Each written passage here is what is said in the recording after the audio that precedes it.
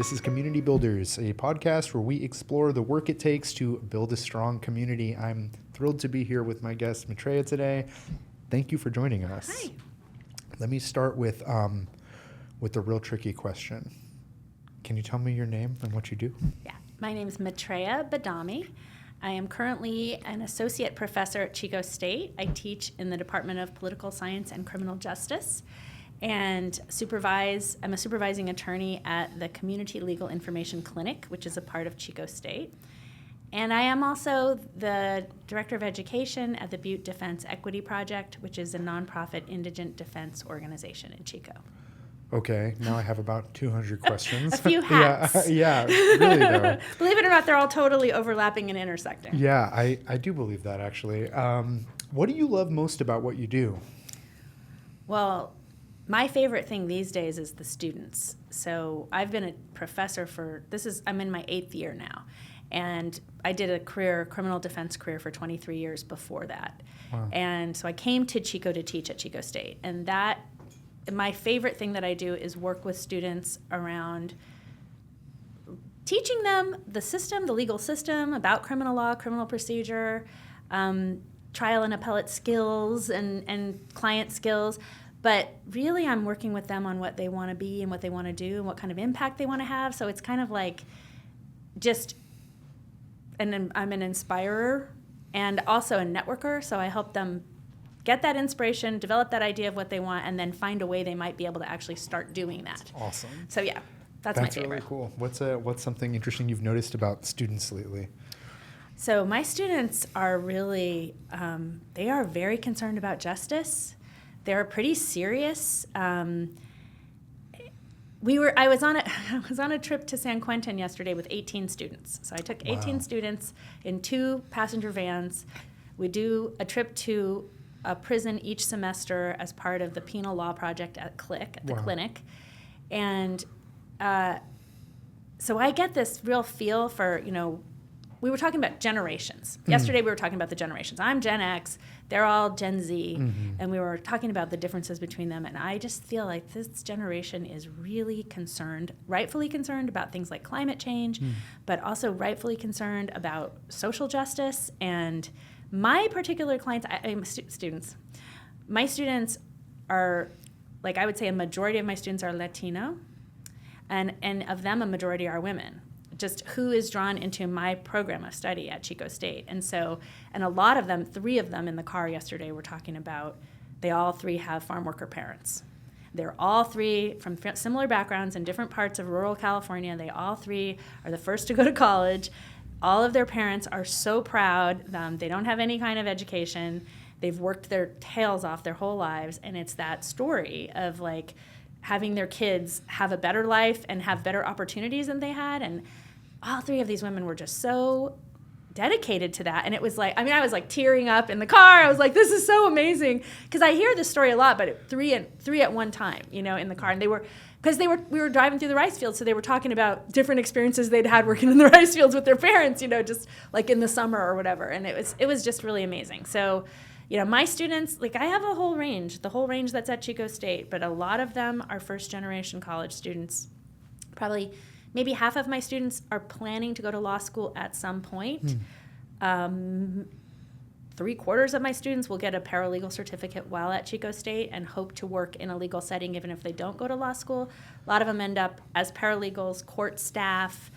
If you go into Superior Court in Chico or Oroville, like all of the people on the staff will be alumni of our program. Like it's the bailiff and everybody will have gone through CLIC usually. So that's who my students are. I can't remember the question. I'm going to be like you with just talk. That is editing will come in handy. Absolutely par for the course. Yeah, and already you have said so many things that I want to ask about. So we'll just embrace the scattered nature. So I know you have a past with the Innocence Project. Is that right? Yeah, the Northern California Innocence Project. Awesome. So there's like 60-something independently run innocence projects in the country that are all part of an innocence network. In order to have Innocence Project as part of your name, you have to enter into kind of like a memorandum of agreement with the mothership, which is the Innocence Project in New York, founded by Barry Scheck and Peter Neufeld. And so I was at the Northern California Innocence Project, which is out of Santa Clara University's law school. I was there from 2010 to 2017. I came from there here. What do you think it is that got this group of students so interested in justice? The students I have now? Mm-hmm. A lot of them come from areas where they've seen friends, family members get involved in the criminal legal system. They may come in, some of our students come in thinking they want to be probation officers or corrections officers. Interesting. Usually by the time I'm done with them, that's not what they want, which is not me saying you shouldn't do that. Sure. It's just the more you learn about the system, sometimes the less you want to take on certain roles, and you may want to be focusing your effort in a different part of the system. But I do have not insignificant number that go into police, corrections, and probation work. And of course, I'm grateful that anyone who's really interested in justice is in those fields, Sure. because it's really important to have people who care and are compassionate in those roles. But yeah, I think people have personal experience. Again, most of my students come in below the poverty line or at the poverty line families. Are probably about 40% of the students are Pell Grant eligible, right? And so they've just seen, again, a lot of mine, it's like their family is okay, but maybe the extended family or but I had a student yesterday on the tour who was in juvenile hall, and he was interacting with the guys the guys giving our tour at San Quentin are inmates. And so it's a really incredible tour opportunity, and our students are able to ask questions. And so he had a background in a criminal background his own. And is that the hope, bringing students to somewhere like San Quentin, in that they are exposed to the human side of an inmate and what a little bit more of the context around, if you're thinking about getting into justice and have some preconceived notions about what a criminal is or what an incarcerated person is, dispelling that, or maybe tell me a little bit about the goal. It's a bit of all of that, and so you need the context of what the class is. Yes. The Penal Law Project is one of 11 programs at CLIC, and it serves incarcerated people in any prison in the country. So it's the only one of the CLIC programs that serves outside of the North State. And because everybody, we have family law and housing law. So penal law serves as a law library for incarcerated people, so they can write to us and ask us to get them certain things. Case law, jury instructions, new statutes, just legal material. We'll do legal research, but we don't give advice, so we can't say, in your case, you would need blah, blah, blah. But we can say, if they ask us for certain cases, we can send them. And if they ask us about certain issues, we can say, here are 5 cases that address your issue. They may or may not apply in your case. And that's about as much as we can do with just, Gotcha. information, not advice. And so, because all of our clients are in prisons, it's a very useful experience to take the students into a prison and just have them actually see what the actual scenario is, because it's very easy to get one mindset when you read letters, or have your preconceived notions about what a prisoner or a prison or an inmate might be, and I just find it is like you said, it is very eye-opening to the humanity of everybody, but also the conditions in which people live in prisons. It's really good for my students to actually see that. They come out moved. And then in particular, San Quentin is really great because they are a rehabilitation center. They've had a transition in their model of how they deliver their service in the last few years, and it is amazing. They have a huge number of programs available. It's partially where they are located. There's tons of people willing to come in and volunteer and bring in groups and do all kinds of therapeutic stuff in San Quentin because it's in the Bay. But it has results.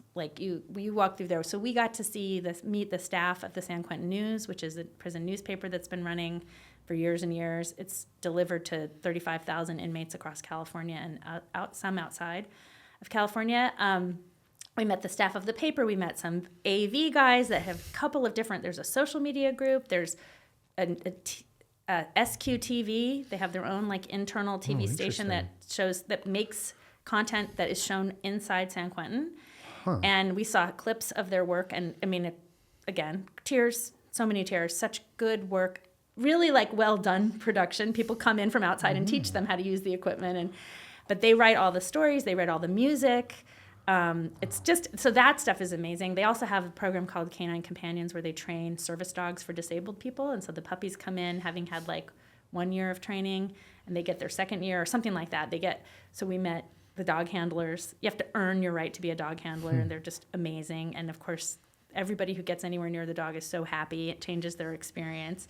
So just going to San Quentin is, you get a little bit, you still see cells, you still see guard houses, you still see just, it's still intense, but then you also see that if we actually do rehabilitative practices and we meet people where they are and we provide opportunities, some significant number of them, like people have to be ready and want to make change, but no, like definitely the guys that walked us around were all homicides, you know, like if you want to change and you have opportunities to be supported in the proper work, you can. I'm a complete 100% believer in that.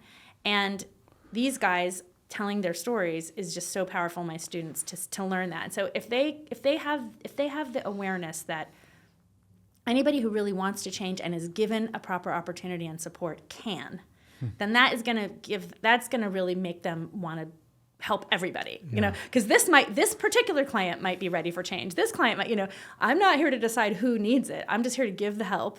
And for some number of those people, it may make a difference. So that's why. Yeah, there's a few themes there that like instantly sparked questions for me.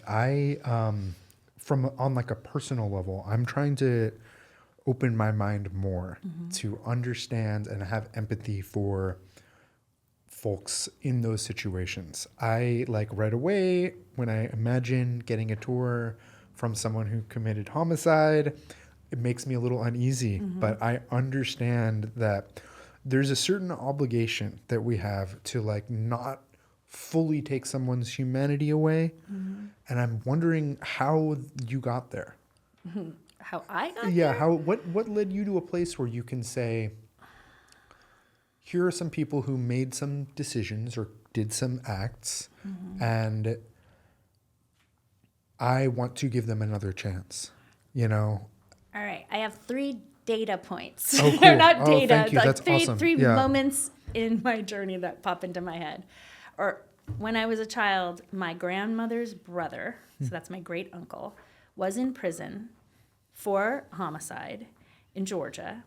And it was the understanding of my whole family that he was innocent, that he had been framed. And he was a police officer who was convicted of killing 2 police officers. And he went to prison 4 years before I was born. So I grew up into consciousness visiting him in prison and being told he was innocent. And there was part of my journey, like not the whole thing, but part of my journey towards law was somebody has to help Stenson, right? And I, like, by the time I was in law school, he'd been in, I was in law school from 1991 to 94. He went in 64. I did get his file. I did get his trial transcript eventually. I read everything. There had been people who'd made some efforts on his behalf, but our family was very poor. Nobody had any money to hire anyone. And so people would get so far and they would just give up because it was an intense fact investigation. Anyway, by the time I had a hold of it, everybody was dead that could have ever said anything. And there was just I don't know for a fact what is the truth. I just know there's this, it stunk. His case stunk. And then when I later got into innocence work, I was like, his case is like a poster child for a wrongful conviction. But I don't know. I cannot claim that I know the truth. I just know that there's many of the hallmarks of what we see in cases where we can prove them. So that's one. I grew up with the awareness, the innocence part of it, but also just going into a prison and we used to be able to bring food, so we would bring him meals, and can't do that anymore. So that piece, then when I did end up in law, there's like just I could talk forever, like my whole life, how I get here, there. But I ended up in criminal law, and like one of my early jobs, I had a mentor who was a public defender. I was in private practice, but I was being mentored. And I said, what do you say when people ask the question? Because every criminal defense attorney gets asked the question many, many times, which is, how do you represent people if you know they're guilty? It's just the question that we get. And I was like, I have no problem with it, but I don't know what you say. How do you convey, like, everyone has constitutional rights.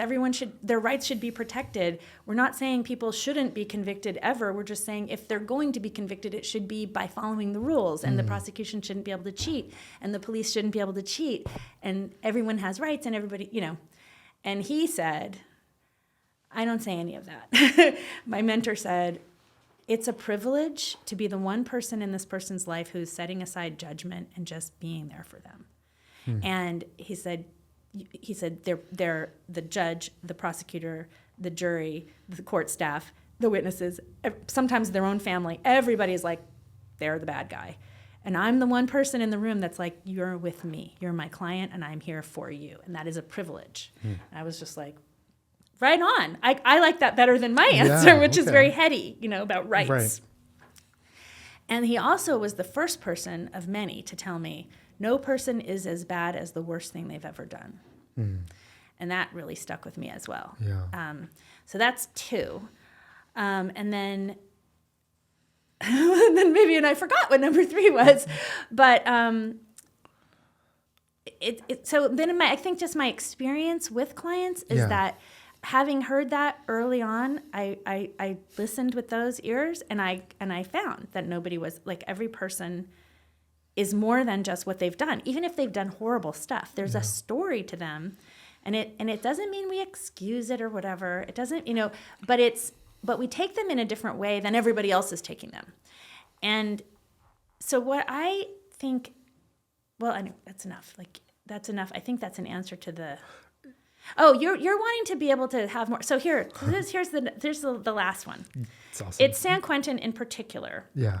They have a program called GRIP, Guiding Rage into Power. And you can find a clip about it on YouTube. You can Google GRIP, Guiding Rage into Power San Quentin, and you'll get a little clip that shows a little piece of some interviews, a little documentary bite. And I went to their graduation 11 years ago with my boss from the Northern California Innocence Project. We just had an opportunity to attend the graduation. We had no connection to the people in it. And that is a program. They have multiple programs at San Quentin, but this particular one is a year-long program where people start. They go weekly. They're in a tribe. The tribe is named with the number of years that the guys collectively have served at the time they start. So yesterday, one of our tour guides kept running into people and going, 667, and they would bump fists. So it was their tribe was 667. At the time they started, they'd served 667 years collectively among them. They're almost all lifers.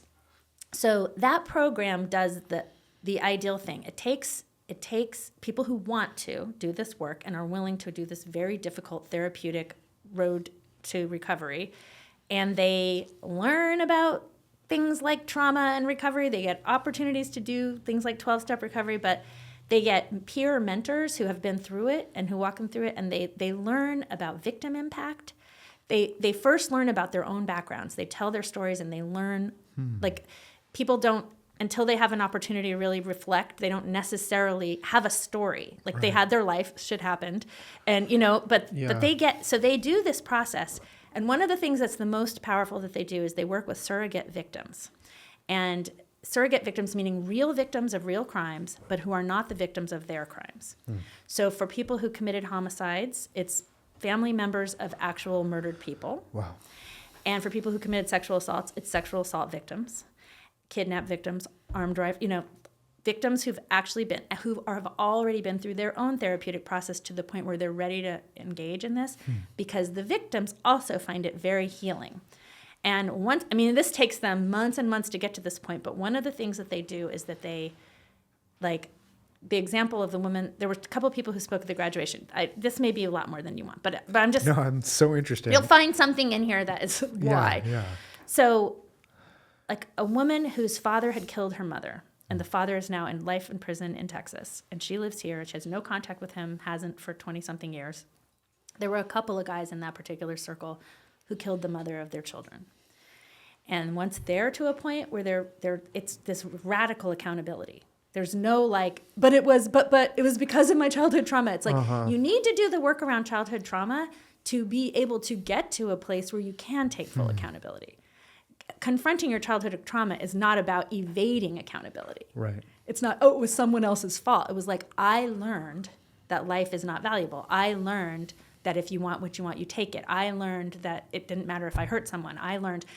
But I have to unlearn that.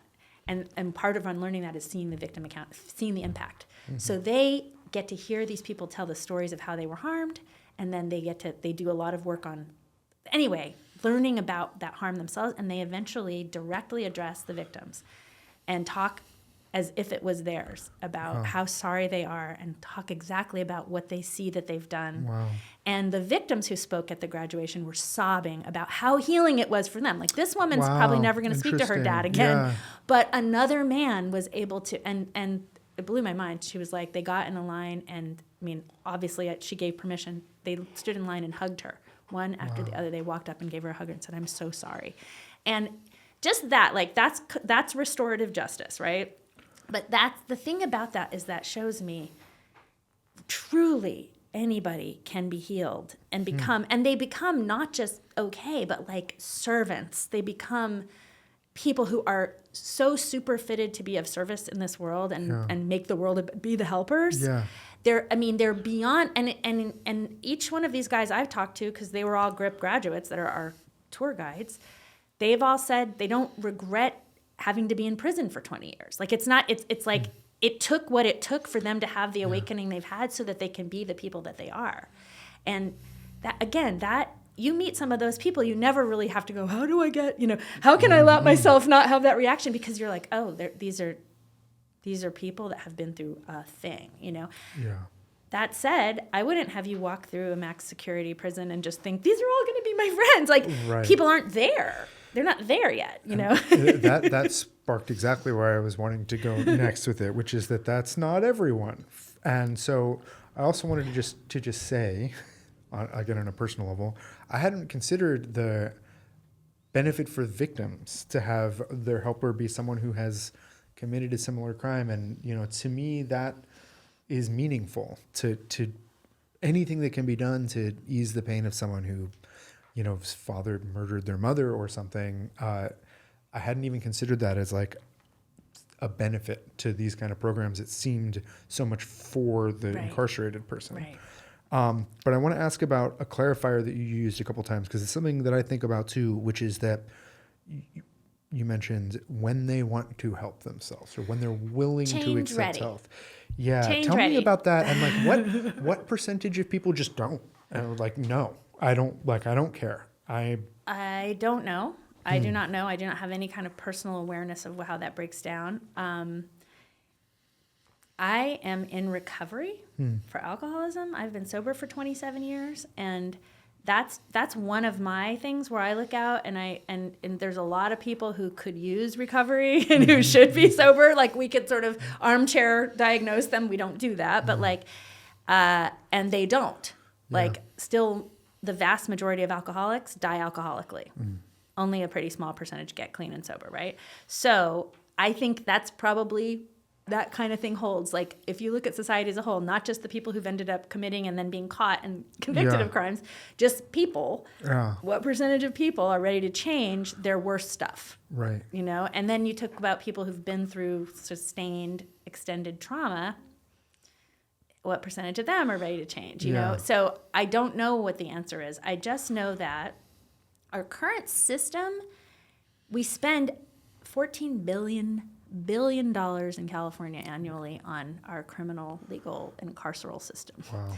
And then we have approximately a 60% recidivism rate, meaning 60% of the people that get out every year come back to prison, which means, as the guy was saying yesterday, they're out there doing harm to members of the community.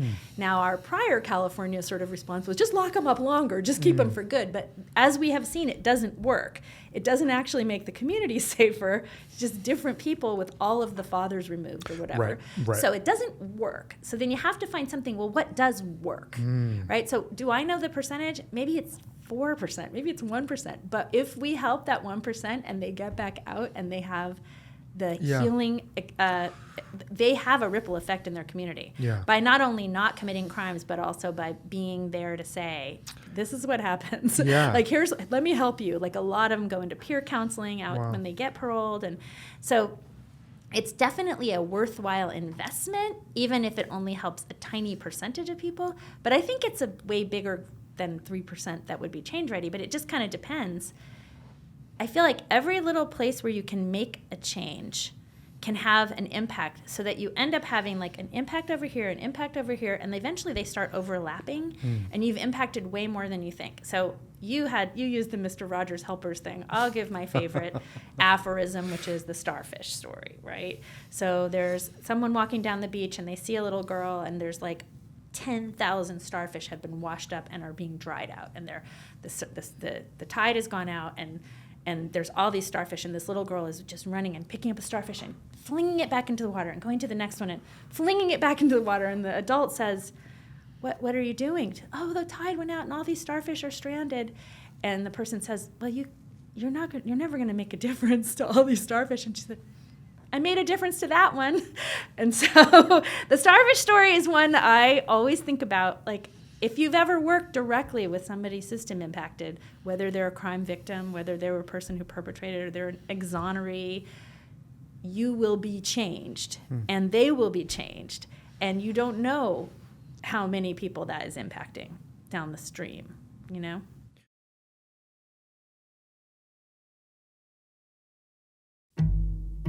When I watched my mom's Life Well Told story, I was feeling a sense of relief, actually, because I succeeded in getting her in that chair to share her life. And that was something that I was very afraid of missing out on. My son is a teenager right now. He's very much a teenager right now. And I remember when I was a teenager, I took having my grandparents around for granted.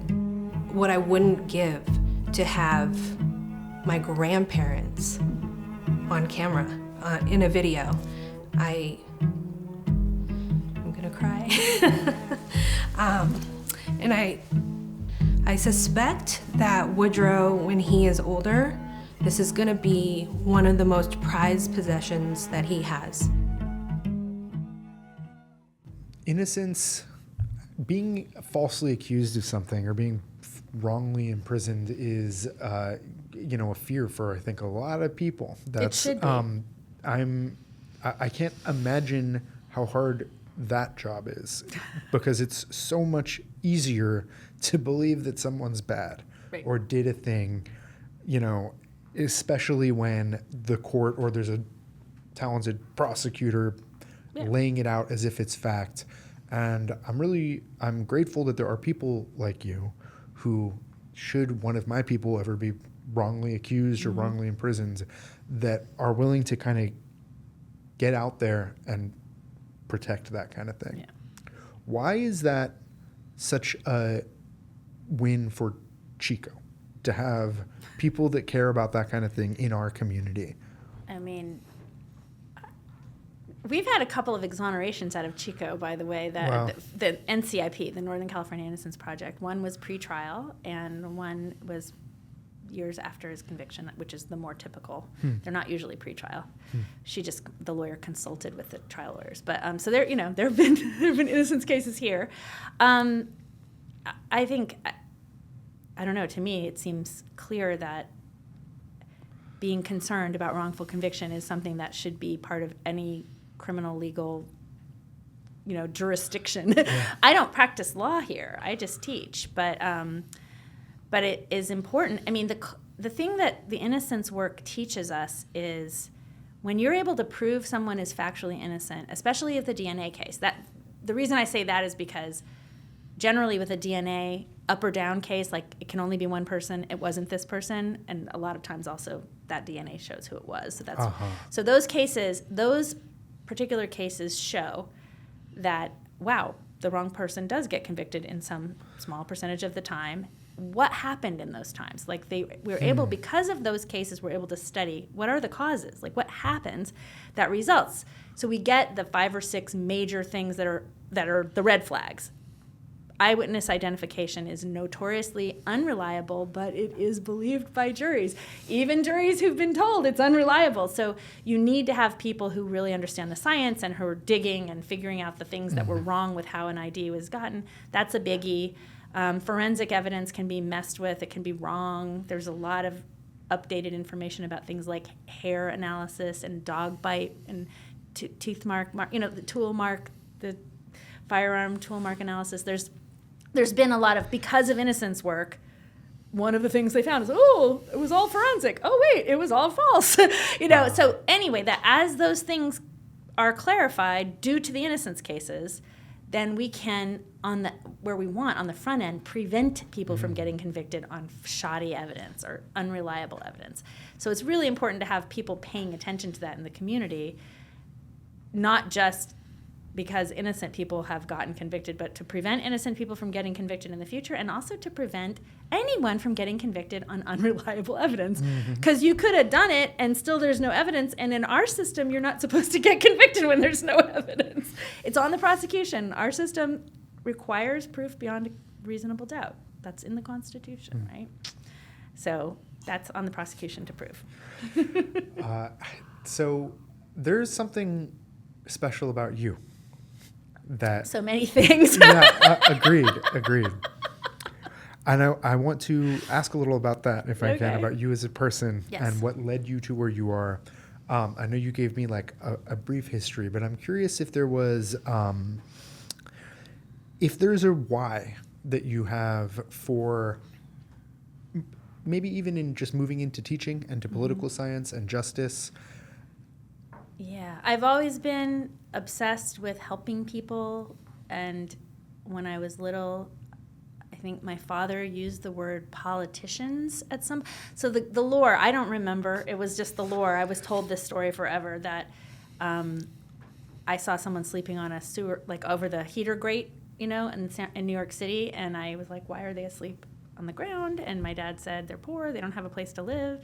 And I asked a question about that, and his answer had the word politicians in it. So my point is, I had very, very political parents who were hippies, and they did not believe in authoritarian governments at all, and they believed in liberty to the extreme. And so I had that piece in my ear. I had trauma and stuff that I'm not a believer of that which doesn't kill us makes us stronger. I don't like that cliche anymore. But I do absolutely believe that which doesn't kill us gives us profound and unique opportunities to heal because we have to. Yeah. So I had, just like a drug addict mom, like in short, and lived a chaotic, feral existence from 0 to 11. And then I went to live with my father, who was very political, but kept food on the table. So those first years were just batty. And so I have a certain amount of empathy for people from chaos. And a lot of my clients in the criminal law were from chaos. Wow. So that, I also have like profound gratitude that I was essentially scooped out of it and placed in a safe place. And that doesn't happen to so many people. Like, even the foster system just has so many gaps and problems. Like, there's not that much safety if somebody is just inadvertently born into that level of chaos. Right. And so I think all the combination of, like, knowing the characters and knowing there's 3 dimensions to everybody, but also I feel like I owe something because I got out, and not through my own, I was 11, not through my own work. Yeah. It was just, I was plucked. And so that makes me want to serve people who do not have as much choice about their circumstances. But you could be drawn into I could have been a kindergarten teacher because of that. I don't know. I'm the anti-authoritarian piece is very strong in criminal defense, right? We're standing between the government and our client, right? So that's a big piece of criminal defense lawyers. Like that ethos, that warrior thing is part of it too. So I kind of have little bits of all of that. That's so interesting. Is when you think about coming from chaos, how do you express that to people who didn't? You know what I mean? Yeah. Right? Because there is a certain amount of when you have experienced those things, you're closer to it, and you see, and you said great uncle. Yeah. You have familial connections to this kind of thing. That tracks. It makes sense that just you being exposed to that stuff gave you a broader perspective on what's really happening. someone from a position that's very different, that's Yeah. coming from, maybe more extreme privilege and order and things like that. How do we help bring them closer to the middle of understanding these things? Okay, this just made me think of a funny story you probably do not need for your podcast, but I remember being in college and like I was in a sorority, all very strange, surrounded by children of privilege. It was wild to me. I'd never really been around anything like it. And I joined it to have party buddies and have some sense of belonging and, like a lot of people. But I had this bonding moment with a woman who became one of my best friends, and I'm still friends with her. But I had never really told anyone about my mother. Like, I moved away when I was 11. Wow. I lived across the country from her, 3,000 miles away.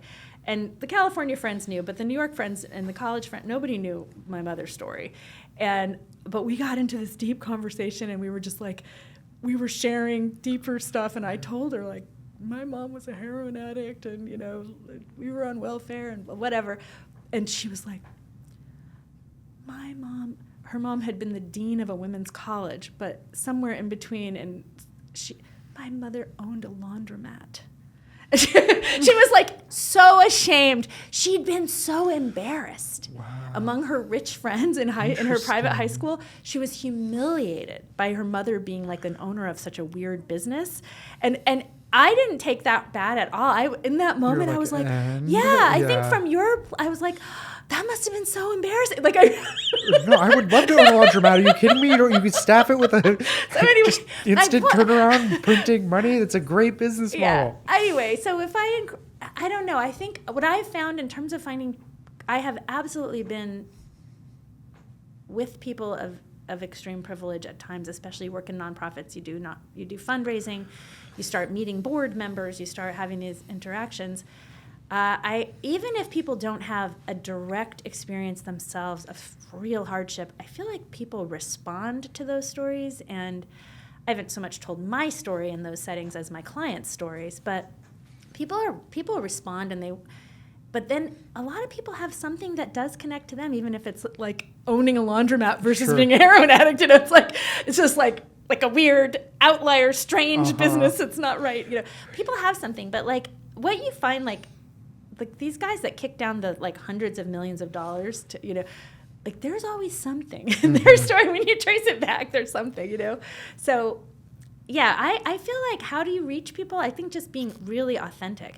Like if people go to that GRIP graduation at San Quentin, it doesn't matter if they've had no prior experience, the guiding rage into power. I just make sure. If they've had no prior experience, no person that they're close to, even if their only connection is maybe someone was a victim that they know, and they're therefore inclined to be like, these guys should be shut down, Right. There is something about hearing authentic stories that moves people. That's a human thing. I don't think that goes away without, if you've been kind of really lucky and you haven't had a lot of direct hits. I still think we're all pretty connected, and the empathy wiring is there. Yeah, I believe that too. I believe that people want to care and are empathetic in their natural state, and armor gets put over them from their life experience that sometimes needs to be peeled away a little bit. There's a quote, it's escaping me who said it, and it's something to the extent of, you can tell how strong a society is by how they treat their prisoners. It's that, I want to say Gandhi. Yeah, maybe. Yeah, I don't feel know, like but might have said a I've similar seen thing something about like that, yeah. how they treat their animals is like, there's like another, some vegetarian had that one too. But what do you think that's getting after? And why does it make a community stronger to treat incarcerated people better? There's practical as well as like philosophical answers to that. On a practical level, in our actual society that we have right now that has the level of mass incarceration that we have, bottom line, economically, a disaster. Wherever you are in the political spectrum, we are literally wasting money that we could save and use for things that people would prefer.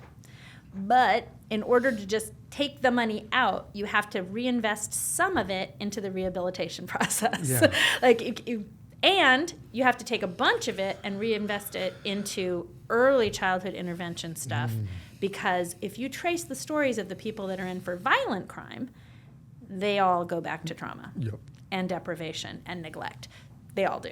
That makes so much sense So to me. if you there's two places, like you reinvest some with the actual offenders that are current, and then you reinvest even a bigger chunk with children and communities, and you build that up, then you will have fewer people getting convicted of violent crime. Of course, if you deal with the economic system, you'll have fewer people convicted of property crime.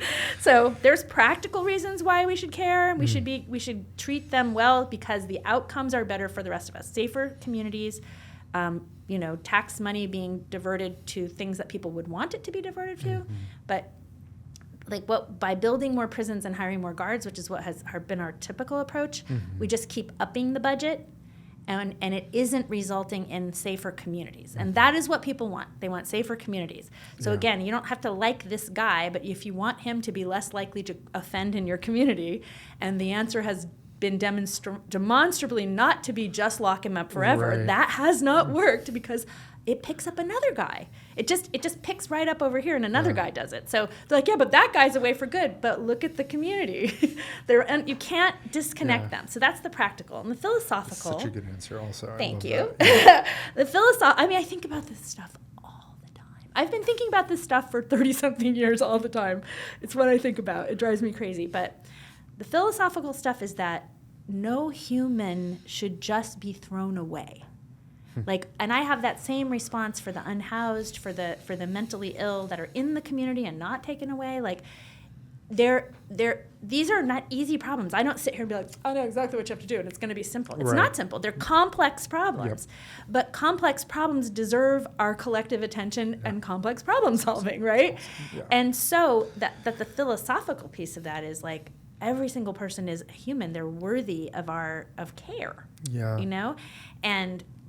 And if we teach that you can just disregard, someone loses all their rights if they commit a crime, then you teach there's conditions on having human rights. And that's unconditional. You might lose your right to walk around freely. That you do. You lose your right to walk around freely when you engage in certain behavior, but you don't lose your right to be treated humanely. And our system is not and cannot be humane. At the numbers the way we're doing it, it cannot be humane. You cannot just have the guards be nicer. It will not work. That is not the answer. No. So we actually have to be really investing in the humanity and the care, again, not only of the incarcerated people, their communities, and the people working in the system. The correctional officers, we ran into the warden yesterday at San Quentin on our walk, and one of the associate wardens. They're amazing. And the warden was talking about, he's one of the guys that came up through the ranks, a CO, a sergeant, a lieutenant, a captain, he's a warden. And when he talked, we had been hearing the tour guide, incarcerated guys' stories of how bad they were and how bad they were in prison and what made them want to be change ready and what opportunities they got and then what they did to change and then how they've been changed. And then this warden we run into him on the yard and he starts talking and he's talking about 20 years ago, I wasn't really doing anything wrong. I was doing what we were all doing. I didn't know what else to do. Right. We now know. I've evolved. We now know those were not good things. But if I had said, this is not right, if 20 years ago, if I had said, we got to do something differently, my guys would have been out in the parking lot beating me up. Wow. And I was like, do you mind stopping for a second? And I said to my students, do you hear the parallel between what he's describing and what the guys inside told us? And they were nodding, and the warden's like, oh yeah, I was about to get to that. We're two sides of the same coin. Yes. And that was, and I said, okay, well, what are you doing for your guys? What are you doing for your COs? Are they getting trauma-informed care? Yes. And he was like, well, we're offering it, but he's like, the people that have been here for a long time, they're not amenable. They're like, people are taking early retirement. They're like, if this is going to be the way it has to be, I'm not willing to do that. And that is because they've spent their time with the old system and they've been treated horribly and have probably been treating horribly. And so this whole thing, everybody needs it. Why should we treat prison inmates with humanity? So correctional officers can experience humanity. Yeah. So they go home to their wives. They have the highest levels of suicide, domestic violence, right? We don't want that. No. We don't want the COs going home like that. Not, So unless, I guess the extreme fascists would just be like, get rid of everybody. But Right. since we're not a like get rid of everybody society, then we need to treat everyone with some kind of deep humanity. And humanity's free. Like treatment costs money, but like people will volunteer and go in there and do groups and help. Like 4 or 5 things I want to say right based on that. Okay. But I know we're speaking to something that's like an interesting aspect of this, which is prison's place in society and whether or not it's like rehabilitation or punitive. Right. And I'm a believer that it should be rehabilitation. But I'm curious what place a punitive sentence has in our society, and is there a place for that? And do people who commit horrific crimes, what aspect is there any need to be punitive and to punish them, or are we looking at that wrong? Am I understanding it wrong? Well, I think that do not like every single prison sentence is punitive. There's no possible way that that's not punitive. That is punishment. Right. Not being allowed to move around freely in your life, being locked in a cage, being fed horrendous, frankly. The food, like many prisons used to grow their own vegetables around the country, and the inmates cooked the food and served the food. They don't do that. It's all like central, horrendous corporate processed disgusting food that they eat now. So like it's very punitive. Like do not get like people's imagination that like it is punitive. So like again, philosophically, should it be punitive? It is. It is punitive. Everything that we can do to make it rehabilitative, we have to do in this moment. Because of the system we actually are in, we have to do it within a punitive system. There is no way to just make it rehabilitative. We would literally have to rearrange the DNA of this country to make it purely rehabilitative. There's no such thing. Right. So I guess I say don't worry to all the people who are worried that we need to punish people. But I would say that I don't think that punishment is effective. Yeah. What is like... God, these philosophical arguments in my head with my colleagues at work that are abolitionists that think we should abolish the penal system, and I'm like, yep, in theory, and then what are we going to do right now? So but I do believe theoretically there's no place for a prison. I want to talk about more. I'm interested in that because but that's very abstract. There is a prison, so what do we do, right? Right. So okay, in my very 30 years in criminal law, there are very few people, I think there's very few people who would be able to predict who is absolutely intransigent, cannot be helped. Right. There are certain types of offenders that are almost impossible to stop them from recidivating. It's a very small group, but they exist.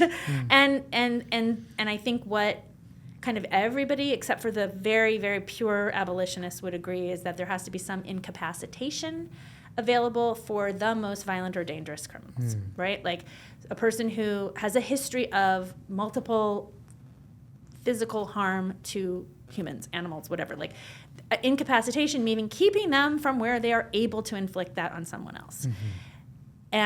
But there are places like in Norway where their incapacitation, they're putting people in these like really lovely farms, and they're like they don't actually, there's no punishment to it except that you're not allowed to go elsewhere. So it is still, but it's largely incapacitation with a lot of rehabilitation. So we don't have anything like that here. Every prison in the United States is very, very punitive. It just is by nature of like housing people they are in cages. Like don't be mistaken. They're cages and So is there a place for punishment? Well, there it is. I don't actually think punishment changes people. So is there a place for it philosophically? I don't really think so. Wow. I think it can feel punitive to be faced with the consequences of what you did, to see it. It can feel punitive, but unless somebody is even in a place to take that in, it doesn't actually help. It doesn't. So there are people who want retribution. Just hurt them because they hurt people. I do not share that. I do not agree with that philosophy. I think that is hurt people, so you keep on hurting people, they keep on hurting people. Yeah. It just doesn't, you never hurt somebody into being nice. It's Yeah. kind of like when I'm talking to my kid about their inner critic, and they're so perfectionist and they're beating the crap out of themselves because I didn't do right on my science test and I suck, and I'm like, nobody ever got better at science from berating themselves Yeah. for how poorly they did on their test. Like, it just doesn't work. Like, that mindset doesn't work. So, and we just get into this very, like, all or nothing, like, no, I don't have a solution in this moment in 2024 for, like, the whatever 85,000, however many people are currently in prison in California. But I do think some of the things that are happening, we can replicate them and provide them to those who might be ready in the other prisons, and just that would be a start. Do you think that it's possible to change the mind of a victim or a victim's family that does just want retribution and does just want to hurt the person who hurt them? And is it fair to want that? Because clearly so many people do. And what makes them different? I don't know if I feel like it's anybody's collective job to change the mind of someone of how they should feel about their own harm that they experienced. Like, I wouldn't want to be like, systemically, we need to convince victims of something. Like, I think that people who have been harmed, one of the things that at least I've observed is that the ones who are able to do really healing work, like, if they want to feel better, there's work that they have to do. And it isn't enough to just have the person be punished. That, like, if there's all kinds of studies that have been done of the families of people whose murderers were executed, and there's not a lot of evidence that it does bring the closure that people are hoping. There are some people that are glad, and there's some people that are not, but there's not a lot of evidence that it does any kind of healing, like that people are better off when the person got executed. Now, there is evidence that when the person who has a family member who's been killed senses that somebody gets away with something or whatever, that makes it worse. That does make it worse. So, but so like the killing of the person doesn't necessarily make it better. The pain subside. So I think that it all comes down to, if a person's been a victim, a family member's been a victim, they have this healing work that they have to do, or they're not going to feel better. Like, it's no matter what happens with the perpetrator, right? But what is proven to be powerful is when they can express, when they have an opportunity to express that to someone who will care. It won't work if you have somebody walk into death row and they're sociopath, they don't care, whatever, and that family member is like, you took my daughter, it's not going to help. But if they get to talk to somebody who maybe committed a murder and has done that work and is able to take that and feel it and let them be heard and talk to them about where I was when I did something like this and how deeply I can never apologize enough to their family. Like, there is something, again, I've seen people talk about it that had the experience. There is something healing about being heard that is different from, like, you can never get over, you've lost a family member, you've been assaulted, whatever. Like, you can never just completely erase it. But certainly people doing work, therapeutic work, can make them, to get them to a place of healing. And so that's what we need is, like, again, social support for healing, not to convince them not to want to execute people or whatever. Do you know what I mean? It's like, we don't need to talk people out of their pain. We need to give them an opportunity to do their own healing. And it's another two sides of the same coin thing, because what I'm hearing you describe is that for healing, people need to be change ready. Right. So it kind of is this, it's very interconnected. Yeah. And I think that's true. Like, you can be a victim of a crime. I mean, again, I've talked to families and seen depictions or like videos of families that have been victimized, and the same harm to these two families, they're taking it two different ways, and that's something about where they were and how prepared they were to heal. And, like, just the same thing that can destroy one person, another person can get up and move forward. And now we're just talking like Yeah. human nature and all that, like what can the system do about any of that? I don't know, but we can at least offer opportunities. Like Yeah. if we have opportunities, if we build systemically some belief that there can be, people can come back from doing something that bad or having something that bad done to them or their loved one. Yeah. Like, not we're saying they're ever going to be the same. Not we're saying we'll forget about it. We're saying, like, taking into account the reality of this really horrendous act, how do we move forward? Like, and there's people, smart, wonderful, compassionate people devoted to that question in all sorts of little pockets, Yeah. and that's, to me, what's worthy. This like dismiss people, warehouse them, forget about them, punish them, they're bad and wrong, is a very emotionally immature take that our society just can't really afford. We literally financially can't afford it. Yeah. What would you say to a young person? They don't have to be young. To any person hearing or watching that is interested in being a helper, that maybe something you said resonated with them. Where would they go first? Who would they contact? What would they do? Maybe someone, is watching this that has a family member that's wrongfully incarcerated and says, whoa, I didn't realize that was a path for me. Right. I could go to law school. I could get involved in things like this. Well, if you have a family member who's wrongfully incarcerated, by all means, go to law school. Okay, look, Betty Ann, what is Betty Ann? I can't remember her last name, but there's a story. Hilary Swank starred as her in the movie Conviction, and Betty Ann Waters, and she finished, I think she might have even had to finish her high school diploma, but she definitely finished college, finished law school, and exonerated her brother, Kenny. Wow. So that is a true story that can happen, but I would say it's much faster to contact an Innocence Project, and they're all based on where you are. So if you're in Northern California, if the conviction was happened in the top half geographically of California, you would contact Northern California Innocence Project, but the Innocence Projects around the country all work in whatever place the person was convicted, so you can get help for that. If you want to be a helper, find an organization that does the kind of work that you care about and see if they take volunteers. There are many, including NCIP used to use volunteers for all sorts of stuff. Nonprofits operate on shoestring budgets, so people having resources or time to contribute is always useful. But yeah, it just depends on where someone is in their life. You can devote money, you can devote time and effort, you can study and become. Lawyers are only one group of people that are useful in the justice system. You can become an investigator, you can become a paralegal,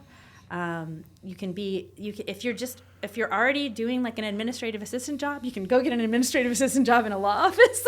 So where you get exposed, you get to do that kind of work. There's endless possibilities to be helpful. I appreciate the work you do. I'm grateful to have you in this community where I live. Thank you for joining us today. I found that so enlightening. Thanks for It's having definitely me. given me so many things that I want to look into now. We're going to consider that the outro.